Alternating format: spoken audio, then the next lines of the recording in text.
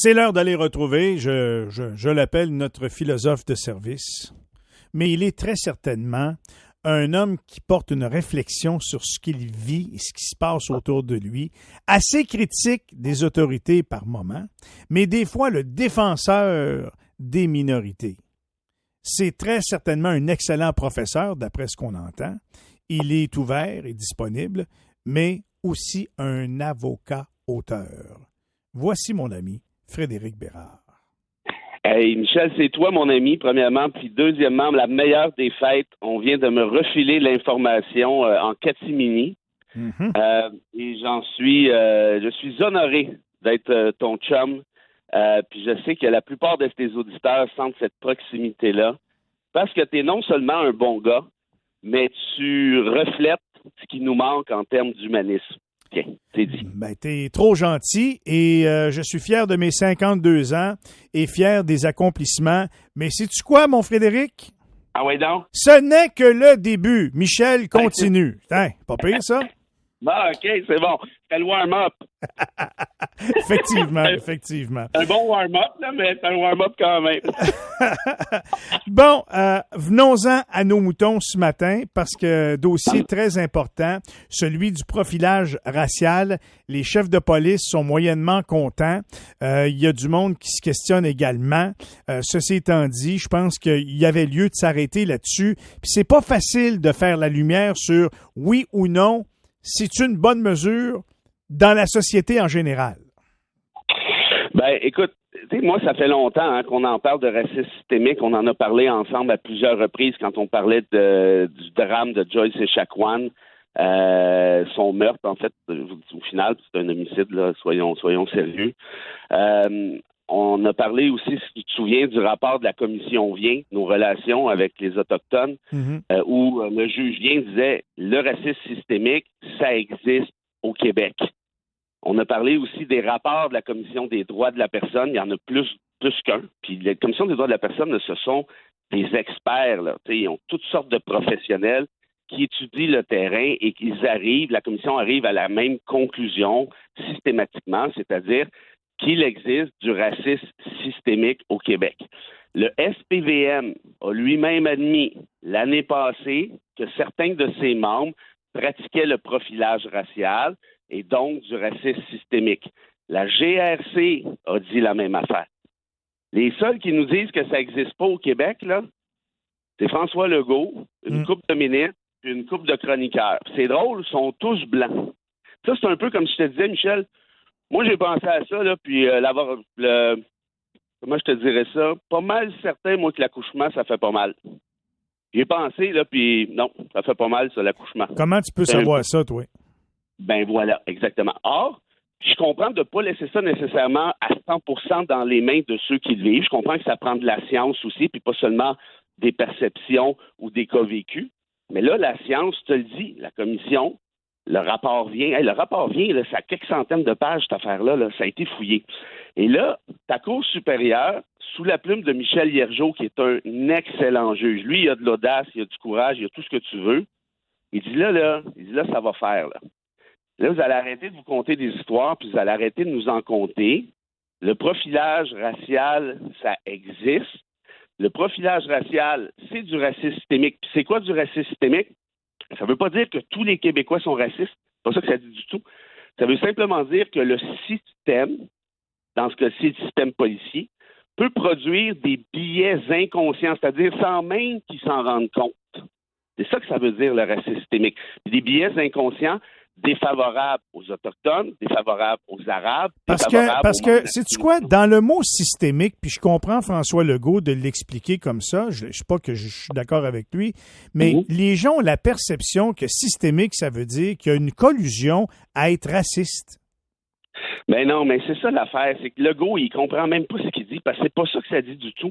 Le racisme systémique, c'est un biais inconscient. Pourquoi, d'après toi, les Arabes, les Noirs et les Autochtones se font arrêter arbitrairement 5, 10, 15, 20 fois plus que d'autres? Là, veux-tu que je te réponde? Veux-tu que je te réponde honnêtement? Je vais te le dire pourquoi. Oui, parce que fort pourcentage dans certains secteurs de criminalité sont causés par à peu près le même groupe. Moi, les policiers, c'est ça qu'ils me racontent.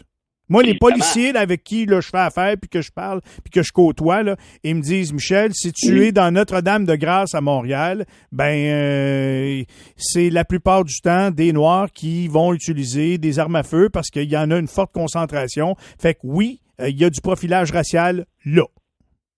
Puis, veux-tu gager que le noir à Mont-Laurier, là, lui aussi, il se fait arrêter de la même façon. Ça, c'est le problème. Puis, sais-tu ce qu'ils me disent aussi? Ils me disent que beaucoup de crimes sexuels, là, ça, c'est des Blancs comme moi pis toi.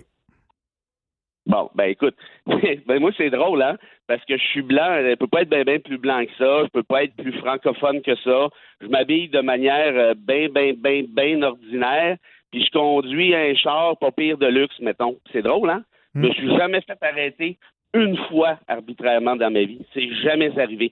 Mon chum Sama, là, qui est d'origine congolaise, il habitait à Outremont. C'est quand même pas un quartier de bourré de criminels, Outremont, là. Puis j'allais le chercher pour aller au hockey. Pourquoi? Parce que c'est Bérard. À toutes les fois que je prends mon char, une fois par semaine au moins, je me fais arrêter à Outremont. Vos papiers, monsieur. Je me fais même arrêter sur la rue. Imagines-tu? Il marche. Vos papiers, monsieur. Il dit une fois par semaine, 4 fois par mois, une 50aine de fois par année. Imagine-toi. Tu sais, je veux dire, bon. Puis là, l'excuse du on vise la criminalité, machin. OK, ça va, mais c'est drôle parce qu'en matière de logement, c'est beaucoup plus difficile pour ces gens-là de s'en trouver un logement qu'un blanc.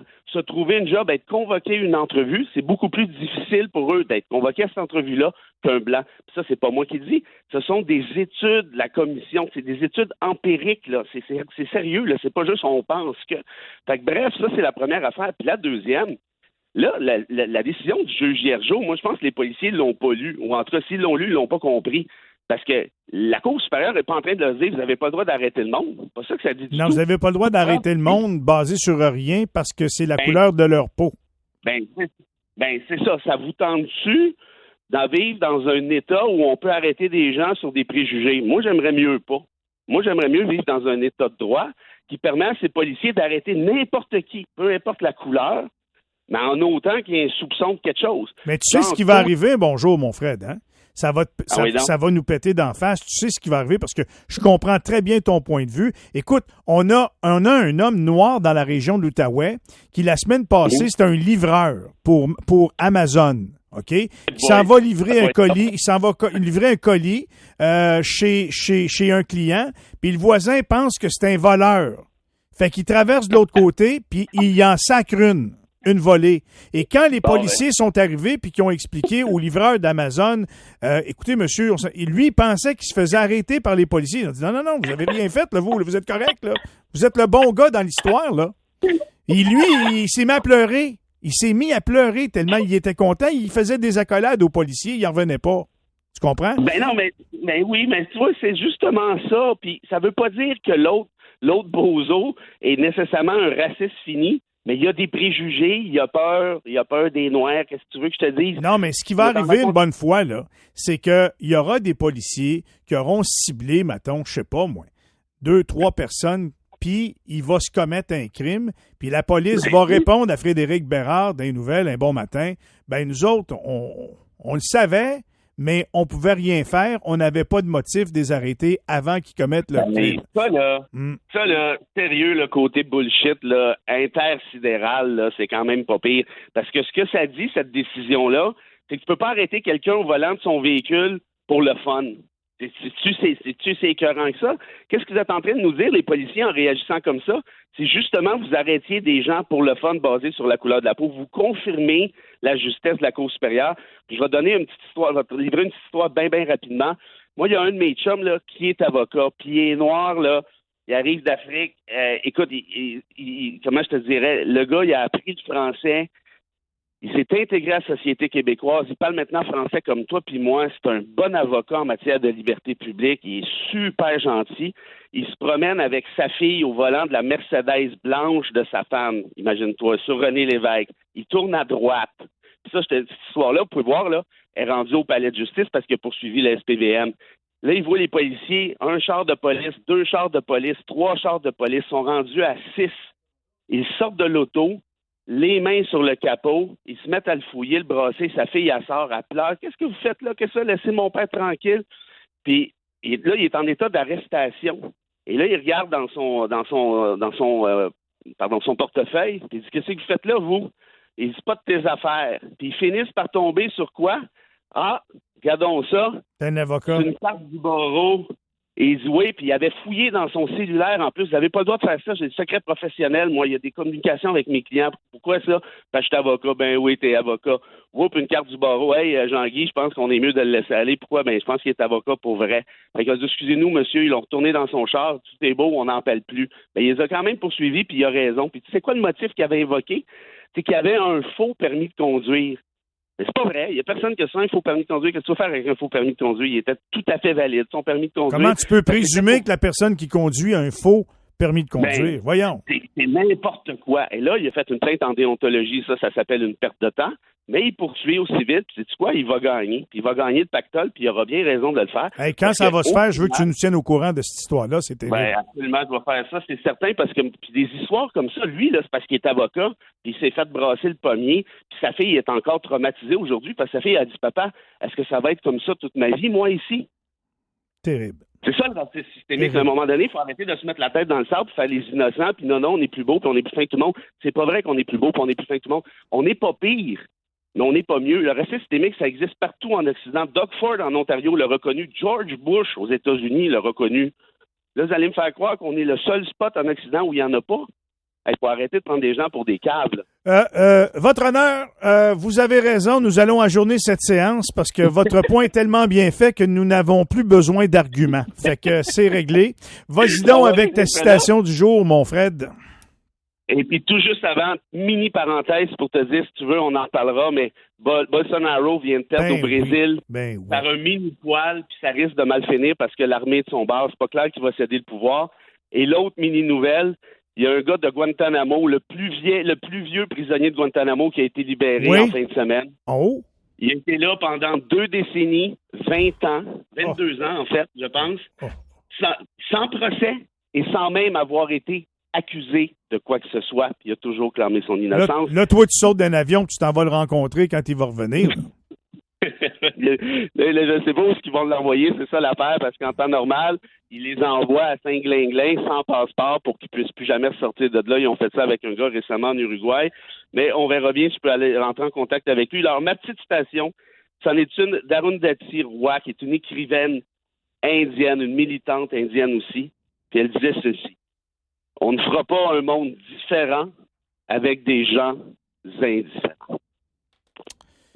Très bien dit. Merci beaucoup de nous servir ça. Merci beaucoup encore une fois ce matin pour la morale. Ça fait du bien. Bonne journée, mon Fred. On se retrouve jeudi.